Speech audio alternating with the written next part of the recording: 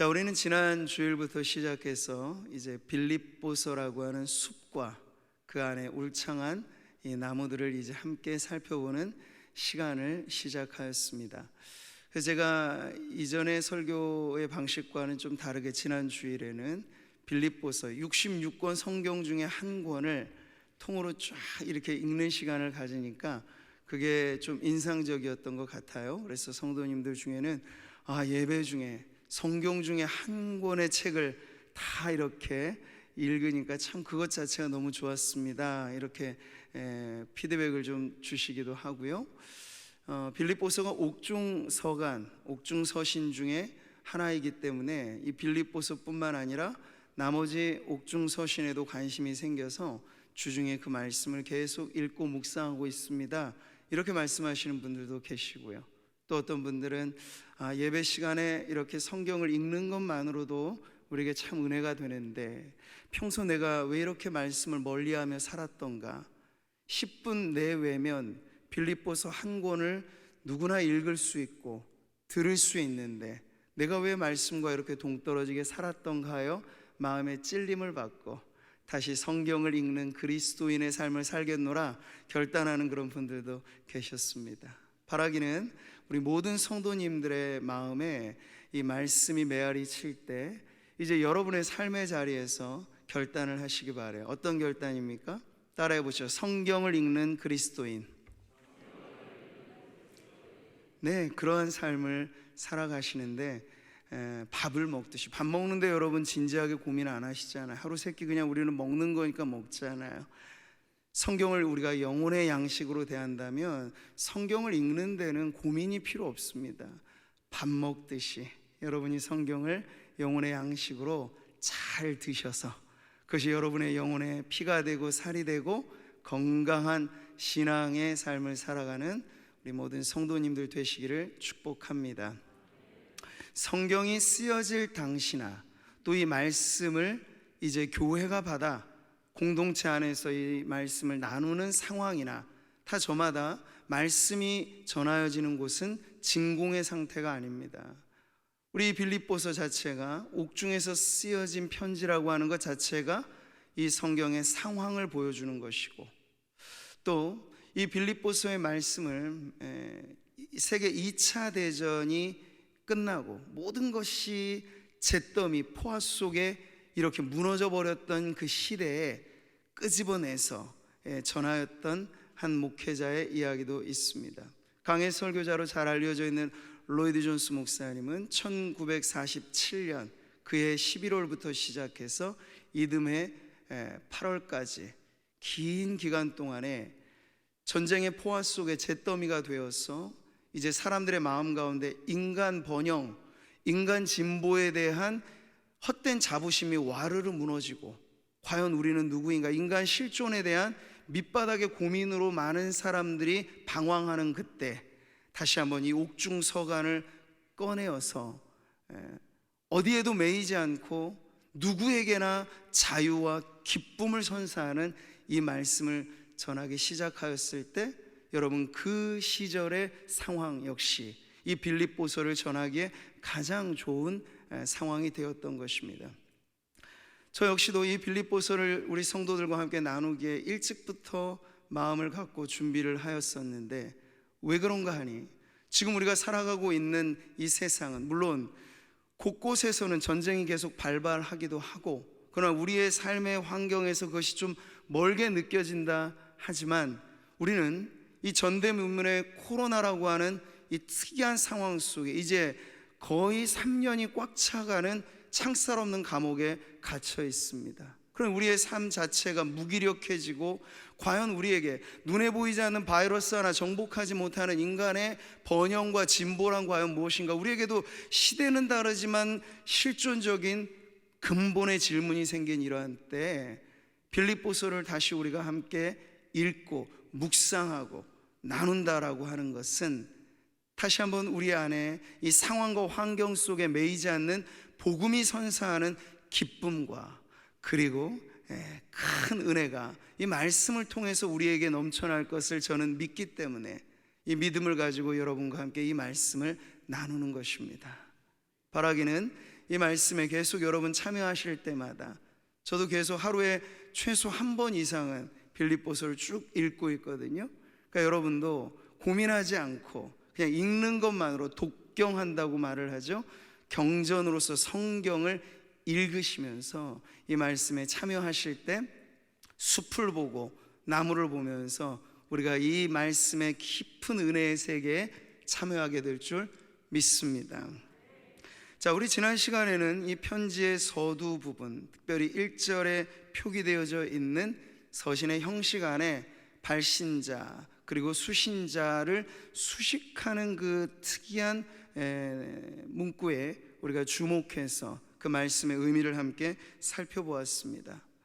자, 여러분, 여기서 우리가 한 가지 더 짚고 넘어가야 될 부분은 성경이라고 하는 이 특별 계시가 결코 어떠한 것과도 비교할 수 없는 이 완전한 이 계시의 말씀은 하나님의 거룩한 뜻을 담고 있는데, 그 뜻을 담아 전하는 방법은 지극히 일반적인 인간의 언어로 전달되었다 하는 것입니다. 혹자는 말하기를 신약 성경에 쓰인 이 그리스어는 특별한 종교적인 언어이기보다 시장의 언어와 가깝다라고 말을 해요. 그 말이 뭡니까? 일반인들에게 통용되어지는, 그들이 남녀노소 누구라도 들으면 알아들을 수 있는 쉬운 말로 하늘의 비밀을, 그리고 복음의 놀라운 은혜를 전해 주었다는 거예요. 여러분, 예수님의 가르치는 방식을 우리는 그 비유의 언어로서 알잖아요. 비유가 무엇입니까? 마찬가지, 아주 쉬운 이야기들로 천국의 비밀을 전해 주신 것이 예수님의 방식이었죠. 자, 그런 점에서 지금 바울은요, 성경 중에 한 권의 책으로 기록될 이 빌립보서를 성령의 영감으로 쓰는 이 대목에서 일반의 형식을 빌어와 당시 모두에게 통용되어지는 이 서신의 형식과 내용을 시작으로 해서 이 말씀을 전하고 있다는 거예요. 자, 그래서 우리가 1절의 말씀을 다시 한번 보시죠. 그리스도 예수의 종 바울과 디모데는 그리스도 예수 안에서 빌립보에 사는 모든 성도와 또한 감독들과 집사들에게 편지하노니. 아멘. 그러니까 이것 자체를 보면 특이할 만한 점이 형태에서는 없어요. 누가 누구에게 편지를 씁니다 라고 하는 아주 일반의 형식이죠. 그러나 우리는 이곳에서 이것이 성경의 말씀으로서 우리에게 들려질 때 비슷한 듯 매우 다른 은혜의 포인트가 여기에 있다는 것을 알 수 있어요. 지난 시간 우리는 사도라고 하는 직함을 떼고 아주 심플하고 단박하게 자신을 종으로, 이 종은 뭡니까? 노예죠. 둘로스는 노예라고 하는데 더 가까운 의미가 있어요. 그것으로 자신을 소개하였던 이 바울이, 그리고 이 편지를 받아 읽게 되는 빌립보에 사는 교회 성도들은 그리스도 예수 안에 영적인 거주지가 있다라고 하는 그 의미에 집중해서 살펴보았습니다. 자, 여러분, 이 빌립보서가 특이한 점은 바울의 서신이 아주 많이 있는데 신약 성경에 그 중에 사도라고 하는 직함을 떼고 오로지 종이라고만 표기한 자신의 소개는 이 빌립보서가 유일하다 하는 점이에요. 왜 그랬을까요? 이유는 쉽게 생각할 수 있죠. 빌립보 교회와 사도 바울의 관계는 자신의 직함을 내세요. 나 사도요, 사도로서 나를 여러분은 인정해야 합니다, 이렇게 구태여 말하지 않아도 믿고 따르며 존경하며 서로의 돈독한 관계가 이미 형성되어져 있는 그러한 친밀한 관계였기 때문에 직함에 대한 그런 설명을 하지 않아도 이미 존중과 사랑의 관계로 이들이 엮여져 있었기 때문이라고 하는 걸 알 수 있습니다. 자, 오늘 우리가 좀 더 주목해서 볼 부분은 바울의 이름이 표기된, 이것이 말하자면 발신인의 위치인데 그곳에 특이한 한 이름이 함께 끼어져 있다는 것을 봅니다. 그 이름이 누구죠? 디모데라는 인물이에요. 여러분, 성경에서 이 디모데라고 하는 인물은 우리가 잘 알기로 이 바울에게 있어서는 마치 영적인 아들과 같은 그런 존재였습니다. 고린도전서를 읽어보시면요, 디모데를 이렇게 소개하죠. 내가 주 안에서 내 사랑하고 신실한 아들 디모데를 너에게 보내었으니. 아멘. 이거 혈연 관계는 아닌 것입니다. 디모데라고 하는 인물이 바울의 복음 전도를 통해서 이전에는 유대교적인 신앙만을 가지고 있었는데 이제는 예수를 구주로 믿어 그리스도의 제자가 되었고, 그 이후에는 이 바울의 선교 여행에 동참하면서 복음의 선한 일에 동역한 일꾼이었다는 걸 알 수 있어요. 바울의 서신 중에 생애 말년, 이제 정말 순교의 잔을 받기 전에 마지막으로 쓰여진 편지는 다름 아닌 영적인 아들이었던 디모데에게 보냈던 편지였는데, 거기서도 바울은 디모데를 이렇게 친근하게 표현하죠. 믿음 안에서 참 아들 된 디모데, 사랑하는 아들 디모데. 이 구구절절이 디모데를 자신의 영적인 아들과 같이 여기고 있는 것을 보게 됩니다. 자, 소중하다고 말하자면 관계적으로 이렇게 친밀한 사이인데요, 오늘 우리는 그렇게 그냥 사적인 관계로만 아니고 바울이 이 빌립보서라고 하는 매우 중요한 편지를 쓸 때 바로 발신인의 자신의 옆자리에 디모데를 거명함으로써 디모데라고 하는 인물을 마치 사도의 반열에 세우는 듯 바울과 같이 아주 중요한 목회의 사명을 함께 짊어지는 동역자로서 그를 존중해주며 앞세워준다라고 하는 것을 우리는 알 수 있습니다. 디모데의 이름이 여기 사도 바울 바로 옆에 붙어 있다고 해서 디모데가 빌립보서를 쓸 때 1.1획도 관여한 것이 있지는 않아요. 그럼에도 불구하고 디모데의 이름을 자랑스러운 그 곳에 놓았던 것에서 우리는 무엇을 배웁니까? 바로 교회를 섬기는 일꾼으로서 사도 바울의 리더십이 매우 겸손한 리더십이었다 하는 것을 알게 되죠. 말하자면 아들뻘 되는 디모데, 그러나 그를 존중히 여겨서 이 사도의 매우 영광스러운 이 자리에 함께 동역자로 세웠던 이가 바로 바울이었던 것이에요. 자, 여러분, 이 사도 바울의 겸손한 리더십이 이제 하나의 본보기가 되어서 이후에 성도들에게 간접적으로 먼저 가르치고자 하는 그러한 교훈 역시도 겸손한 리더십인 것을 우리는 수신인의 표기에서 한 번 더 살펴볼 수 있습니다. 지난 시간 우리는 빌립보에 사는 성도들만을 보았지만 사실 이 빌립보서는 수신인 또한 공동의 명의로 발송된 편지예요. 빌립보에 사는 성도들과 감독들 그리고 집사들에게 붙여진 편지라고 여기 표현이 되어 있는 거죠. 1세기 당시 초대교회는 아직 오늘날과 같은 정교한 제도화된 조직 공동체는 아니었습니다. 이 모든 것이 세워지는 과정이었죠. 교회의 영적 질서를 위해서 하나님께서는 직분자들을 세워주셨고, 교회는 그들을 선출하고 하는 이 모든 과정에서 하나님의 뜻대로 교회를 세워나가는 그러한 과도기적인 상황이 바로 초대교회였습니다. 자, 그렇기 때문에 여기 이 감독들, 집사들을 우리가 들을 때 오늘날의 교회 직제로 그대로 이해하지는 않으셔도 돼요. 장로교는 지금 감독제를 취하지 않죠? 감리교라든지 몇몇 이런 교단에서 취하는 방식입니다. 그러나 그 감독제라고 하는 것이 초대교회와 오늘날의 교회가 동일하게 여겨지지는 않습니다. 자, 그래서 우리는 이 감독들과 집사들이라고 하는 이 포괄적인 표현 안에서 오늘날로 말하면 교회를 섬기는 전 재직을 아우르는 것이라 이해하면 좋겠죠. 자, 근데 우리가 중요하게 생각하는 것은 바로 그 순서에 있습니다. 헬라어라고 하는 그리스어의 특징은 중요한 표현을 앞부분에 위치시킵니다. 우리는 번역을 할 때 한글의 어순에 따라서 이것을 재배치하지만 이 원어의 의미를 그대로 살려서 우리가 읽어낼 때는 중요한 부분을 늘 앞세운다는 점에 있어요. 그럴 때 여러분, 여기 나와 있는 교회를 섬기는 전 재직을 아우르는 감독들과 집사들, 그들보다 앞에 등장하는 이가 누구인가를 여러분 주목해 보세요. 그가 누구입니까? 성도들이죠. 사랑하는 성도 여러분, 교회의 어떤 직분보다 귀한 것, 그것이 바로 성도인 줄 믿으시기 바랍니다. 성도는 직분보다 소중한 존재입니다. 성도는 직함이 아니고 우리 그 존재 자체를 표현하는 말입니다. 성도는 이 세상에서 가려내고 뽑아내고 불러내어 하나님의 거룩한 백성이 되었다라고 하는 이 존재 자체의 변화를 알려주는 것입니다. 여러분, 교회가 직분자를 세울 때 기준은 무엇입니까? 성도 아닌 사람에서 세우는 일은 없어요. 모든 직분, 교회에 선출되는 재직은 성도로부터 세워지게 되는 것입니다. 성도 없는 교회의 직분이라고 하는 건 그야말로 유명무실이죠.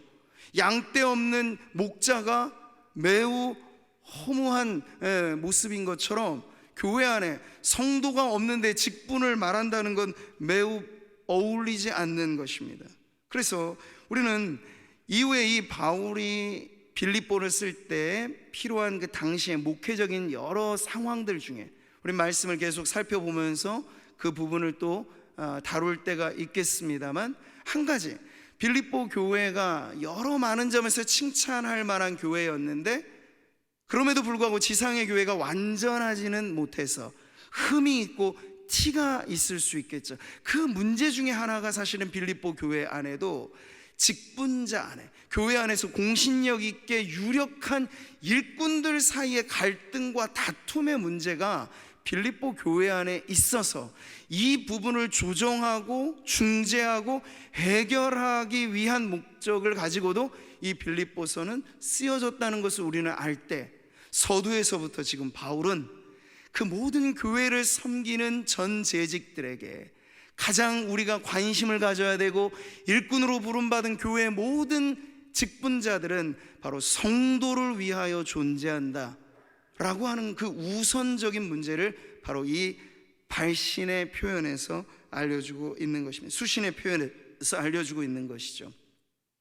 자, 우리는 빌립보서가 옥중에서 보내진 기쁨의 서신이라, 그래서 기쁨의 서신이라고 하는 별명이 있는 것을 압니다. 근데 또 하나 저는 이 말씀을 묵상하면서 빌립보서가 또 하나 별명을 붙여준다면 이 편지야말로 겸손한 서신이다 라고 저는 별명을 붙여주고 싶어요. 그도 그럴 것이 서두에서부터 바울은 자기 자신을 종이라고 표현하고 교회를 섬기는 모든 재직들 앞에 성도를 앞세우면서 과연 우리의 주된 관심이 교회됨의 정체를 말할 때 무엇인가를 이 겸손의 리더십으로 가르쳐주고 있기 때문입니다.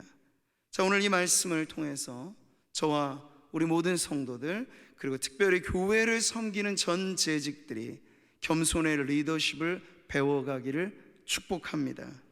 겸손의 리더십은 자기를 앞세우지 않습니다. 설령 자기가 모든 일을 다 했다 손치더라도 겸손한 리더는 이 모든 것을 하나님이 이루셨습니다 라고 고백합니다. 독불 장군은 이 세상에 사실은 있지 않아요. 모두가 다 기대어서 사람의 사회를 이루고 있는 것이죠. 그래서 겸손한 리더는 자기의 모든 공을 오히려 함께한 동역자들에게 돌리는 사람입니다. 그런 여러분, 우리 교회 안에서 함께하는 모든 동역자로 부름받은 교회 일꾼들이 바울의 이름 바로 옆에 디모데가 실려 있는 것처럼 우리가 서로를 그렇게 앞세우면서 서로를 존중하면서 앞서거니 뒤따르니 하면서 하나님 나라를 겸손히 섬겨나가는 일꾼이 되시기를 축복합니다. 오늘 예배하는 이 자리에 함께 우리 성도들에게 말씀을 드리고 싶은 건, 여러분 다시 한번 기억하십시오. 성도는 직함이 아닙니다. 성도는 그러나 모든 직함보다 우선한 우리의 존재 그 자체의 영광스러운 표현입니다. 그런 여러분, 성도됨을 결코 가벼이 여기지 마십시오. 성도로 부름받은 우리 안에는 그리스도의 핏값이 지불되어 있습니다. 거룩한 물이라고 하는 그 표현보다 고상한 표현이 없고 그것보다 중요한 교회 안에서의 존재가 없다는 것을 우리가 알 때 성도로서 여러분 정말 당당한 믿음의 삶을, 책임 있는 신앙의 삶을 그렇게 거룩하게 살아가게 되시기를 주님의 이름으로 축복합니다. 자, 이어서 우리가 이 말씀을 볼 때 인사말을 살펴보죠. 1세기 그리스 문화 안에서 편지의 서신의 왕래에 가장 빈번하게 쓰여지는 인사말 중에 카이레인이라는 말이 있습니다. 기쁨 혹은 문안 혹은 안녕을 기원하는 그러한 아주 일반적인 인사법이죠. 근데 바울은 지금 이 인사가 들어있는 형식 안에 기독교적인 중요한 두 개의 용어를 씀으로써 일반적인 인사에 뛰어넘는 매우 큰 축복을 지금 이 서두에서부터 전하고 있다는 거예요. 이 사도적 인사말에 눈에 띄는 두 단어가 있으니 바로 은혜요, 평강이죠. 카이레인이라고 하는 이 언어의 발음의 유사성과도 연결이 돼서 은혜, 카리스라고 하는 단어를 앞세우고, 그리고 유대인들에게 있어서는 가장 중요한 인사였던 샬롬, 이것이 그리스어로 번역되어서 에이레네라고 하는 단어로서 친근하게 표현된 이 인사말 안에는 옥중에 갇힌 사도이나 역시 자신이 목양했던 교우들에게 가장 귀한 것을 나누고픈 그 목양의 일념으로 가장 귀한 축복을 건넬 때 바로 은혜와 평강의 복을 선사하고 있다는 것을 우리는 알게 됩니다. 그러므로 우리는 이 문안의 인사가 간단한 형식상의 기교가 아니라 우리가 그리스도인으로서 누려야 할 가장 중요한 축복이 바로 여기에 있다는 것을 알게 되는 것이죠. 여러분, 구원받은 성도들에게 가장 귀한 것이 있다면 무엇입니까?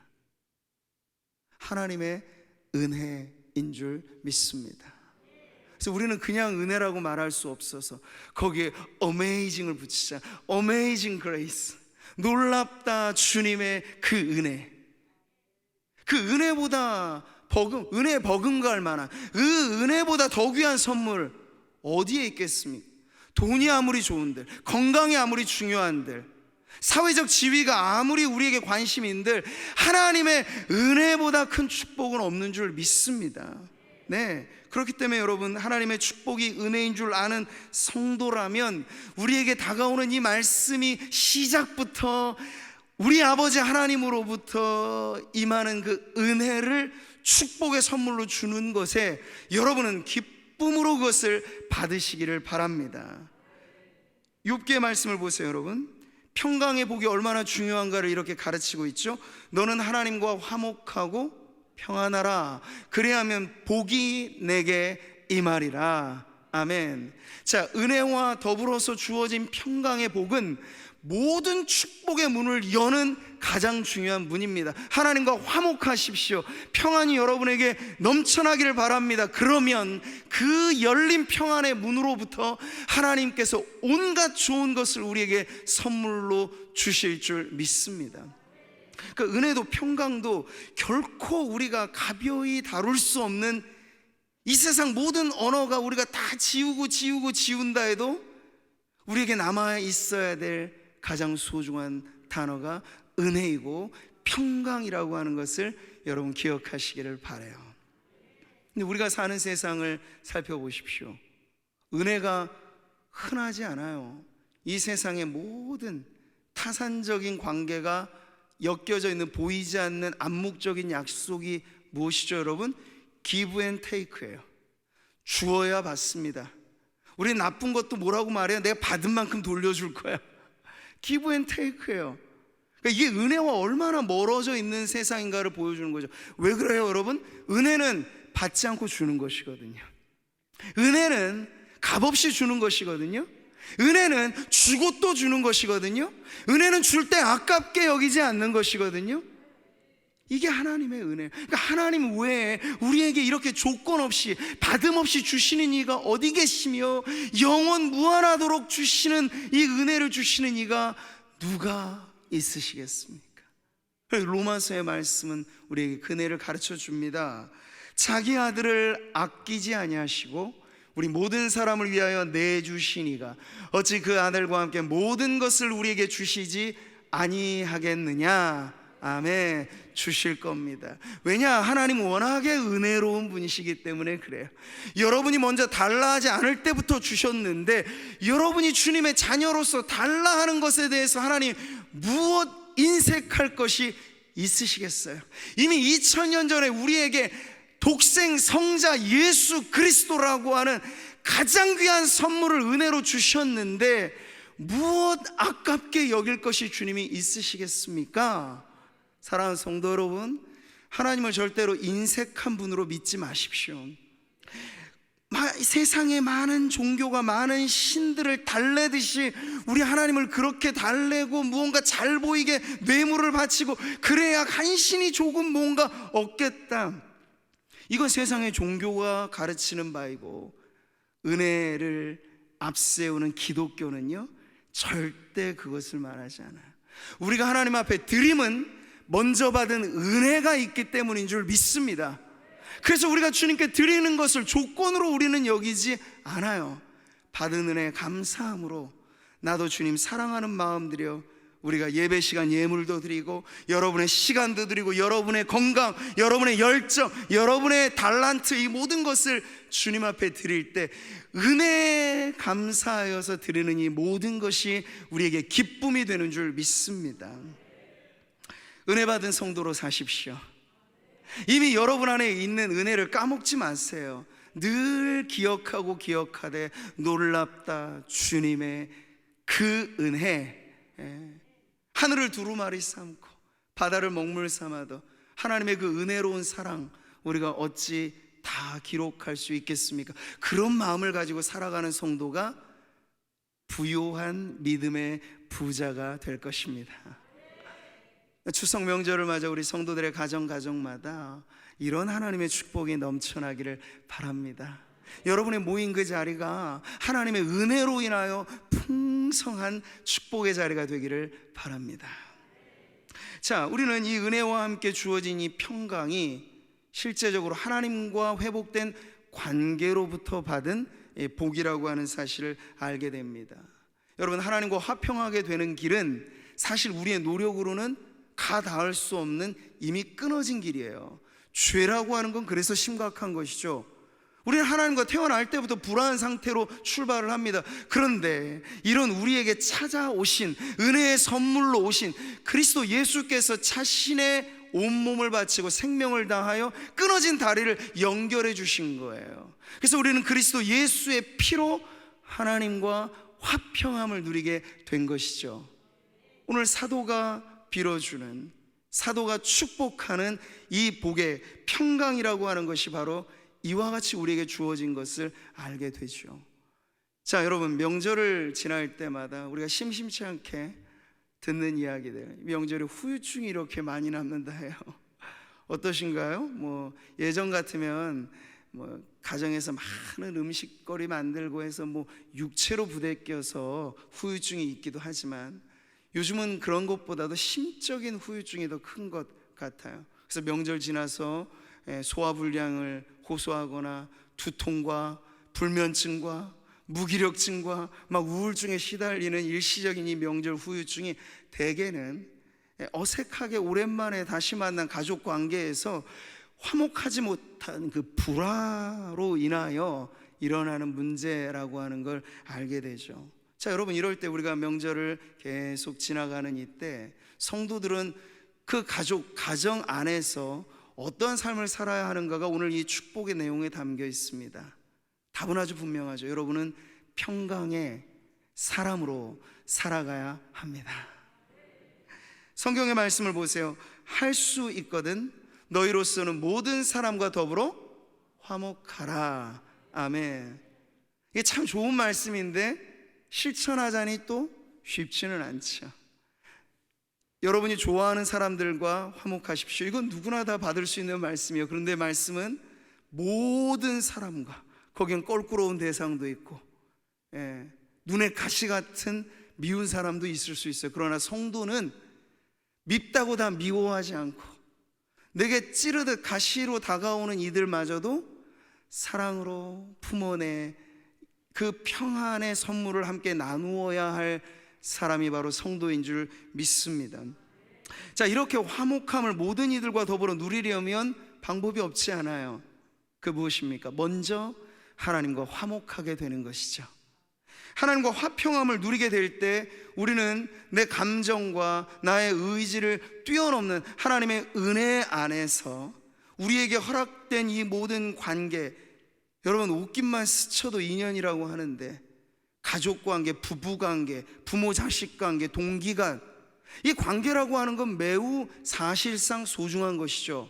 근데 살아가면서 그 관계가 어그러지고 깨어지고 오해와 다툼과 반목으로 인하여 지금 성도들의 각각의 삶의 상황상 관계가 아픔이 된 분들이 많이 계실 수 있어요. 근데 그 관계에 대한 하나님의 뜻은 회복되는 것입니다. 우리가 하나님과 회복된 관계로서 화목을 누리듯 성도들이 살아가는 삶의 모든 관계 속에 부부관계와 자녀들과의 관계와 동기간 간의 관계, 이 모든 것에서 하나님은 화평의 사람으로 여러분이 살아가기를 바라십니다. 그래서 하나님과 먼저 이 화목된 관계를 통해서 이것이 흘러넘치는 축복이 되도록 하신 것이죠. 여러분, 저는 성도가 직함이 아니고 우리의 존재에 가장 고유하면서도 소중한 호칭이라고 말씀을 드렸습니다. 오늘 성경을 보니까 이 평강의 복을 우리가 다룰 때 교회가 지금 공신력 있게 말하는 선출직의 직분하고는 다르지만 성경이 말하는 아주 중요한 직분이 있으니 그 직분이 다름 아닌 화목케 하는 직분이 있다는 것을 알게 되죠. 말씀을 같이 보실까요?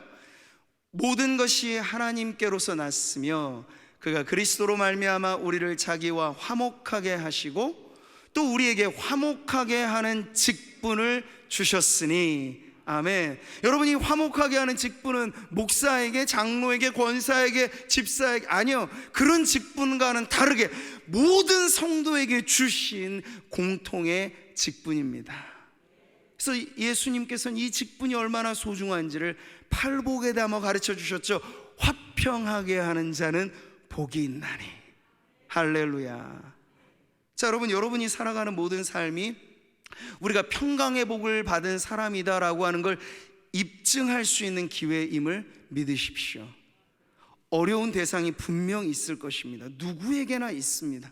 그러나 그 어려운 대상 우리가 달리 본다면, 그리스도 예수 안에서 내가 저분과 화평을 누린다면 하나님이 얼마나 기뻐하실까 라는 것으로 바라본다면, 여러분, 정말 원수를 사랑하라는 기독교의 이 복음이 우리들에게 너무나 멀게만 느껴지는 것이 아니라 바로 화평케 하시는 그리스도 예수 안에서 우리가 누리고 실천하고 우리의 삶의 간증으로 고백하게 될 말씀이 될 것입니다.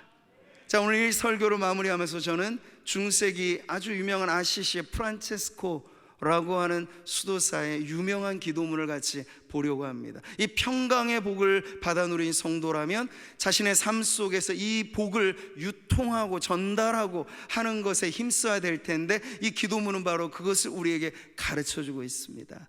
앞부분에 우리 짧은 한 내용을 같이 한번 화면을 보시면서 읽어보도록 하겠습니다. 주여, 저를 평화의 도구로 써주소서. 미움이 있는 곳에 사랑을, 다툼이 있는 곳에 용서를, 분열이 있는 곳에 일치를, 오류가 있는 곳에 진리를, 절망이 있는 곳에 희망을, 어둠이 있는 곳에 광명을, 슬픔이 있는 곳에 기쁨을 심게 하소서. 아멘. 이러함으로 주여 저를 평화의 도구로 써주소서. 명절이 아직 내일까지 법정 이 임시 공휴일로 이어집니다. 사랑하는 성도 여러분, 예배를 마치고 여러분이 돌아가 만나게 되는 가족들과의 관계 속에 이 평화의 기도가 울려 퍼지기를 바랍니다. 여러분을 그 가정에 두신 이유는 불화로 불행한 가정 안에 나로 하여금 그리스도의 평강의 복을 전하라고 그 자리에 보내신 줄 믿고, 여러분, 선교사가 다른 존재가 아니에요. 내 마음속에 평화의 왕 그리스도가 주인 되신 그 사람이 선교사이고, 선교할 자리는 다른 곳이 아니에요. 그리스도가 계시지 않음으로 인하여 여전히 불화한 상태로 불행을 곱씹어 살아가는 사람들의 그 마음이 우리가 복음을 전한 선교지입니다. 그런 인생 선교의 마음을 품고 여러분의 삶의 자리로 돌아가실 때 오늘 이 말씀 다시 한번 힘주어 여러분에게 외칩니다. 축복 있으라. 겸손하게 교회를 섬기는 종들에게 축복 있으라. 성도로 부르심을 받은 우리 모든 교우들에게 축복 있으라. 하나님 우리 아버지로부터 은혜의 복을 받은 성도들에게 축복 있으라. 이 세상과 화목하기 위하여 먼저 그리스도 안에 하나님과 화평함을 누린 성도들에게 축복 있으라. 여러분의 삶에서 이 외침이 여러분 힘있게 증거되어지기를 주님의 이름으로 축원합니다.